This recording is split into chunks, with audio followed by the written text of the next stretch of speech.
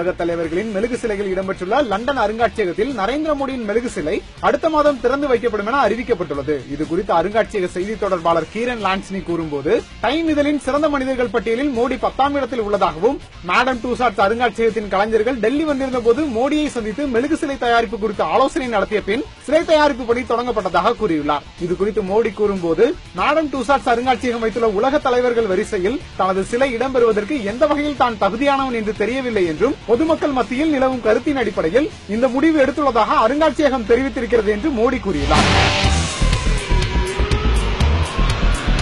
உலக புகழ்பெற்ற madam Tussauds அருங்காட்சியகத்தில் அமெரிக்க அதிபர் பராக் ஒபாமா, பிரிட்டன் பிரதமர் டேவிட் கேமரன், தென்னாப்பிரிக்க புரட்சியாளர் நெல்சன் மண்டேலா மற்றும் இந்தி நடிகர்களான ரித்திக் ரோஷன், அமிதாப் பச்சன், மாதுரி தீட்சித், சல்மான் கான், ஐஸ்வர்யா ராய், கேத்ரினா கைஃப் உள்ளிட்டோரின் சிலைகளும் இடம்பெற்றுள்ளன. இந்த வரிசையில் பிரதமர் மோடியின் சிலையும் இடம்பெற உள்ளது என்பது குறிப்பிடத்தக்கது.